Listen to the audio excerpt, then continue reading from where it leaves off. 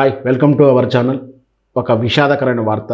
తెలంగాణ రైతు బిడ్డ యువ రైతు ఆత్మహత్య బలన్మరణం. చాలా విషాదకరమైన సంఘటన. ఏనాడో సుమారు 10 సంవత్సరాల కిందట అప్పట్లో రోజు రైతు ఆత్మహత్యలు, రైతు బిడ్డల ఆత్మహత్యలను విన్నాం.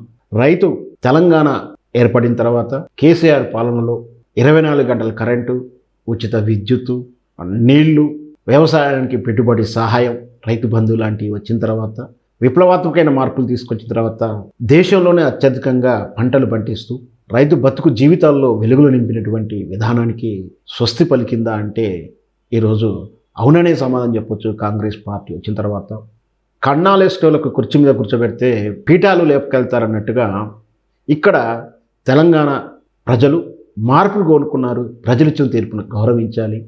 కానీ వ్యక్తిగతమైనటువంటి కక్ష, అనాలోచితమైనటువంటి విధానం, నీచమైన రాజకీయ ఎజెండాతోటి రైతులకు అందాల్సినటువంటి రైతు బంధును ఇవ్వకపోవడం, ఎలక్షన్ల కోడ్ని అడ్డం పెట్టుకొని రైతు బంధుకు ఆటంకాలు సృష్టించి రైతుల ఉసురు తీసుకుంది కాంగ్రెస్ పార్టీ అంటే అవుననే సమాధానం చెప్పొచ్చు.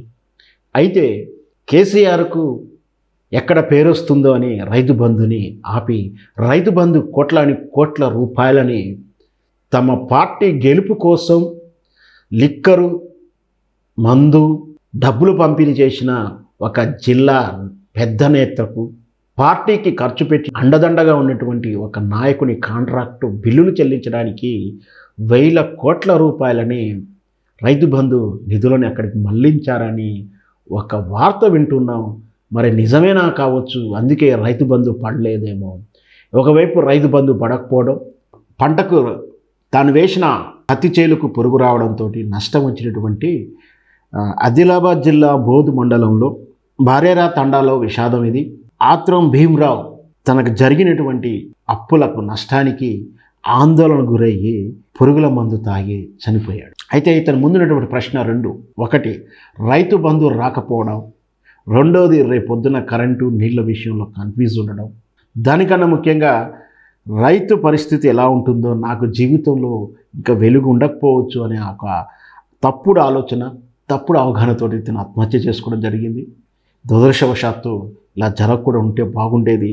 ఇలాంటి ఆత్మహత్యలన్నీ కూడా ప్రభుత్వం చేసిన హత్యగానే భావించాలి. ఈ సూత్రాన్ని రేవంత్ రెడ్డి ప్రతిపక్షంలో ఉన్నప్పుడు చెప్పాడు. మరి ఇప్పుడు ఆ బాధ్యత వహిస్తాడా, అసలు ఈ వార్తలా వింటాడా అని కూడా అనుమానంగా ఉంది.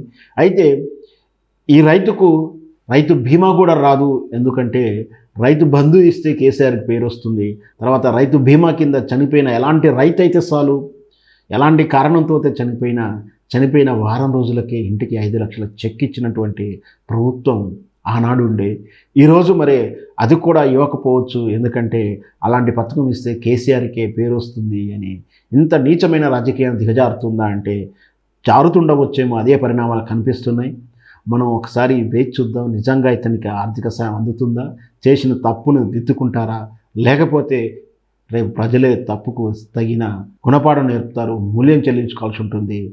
రేవంత్ రెడ్డి తెలుసుకోవాల్సింది ఎంతైనా ఉంది.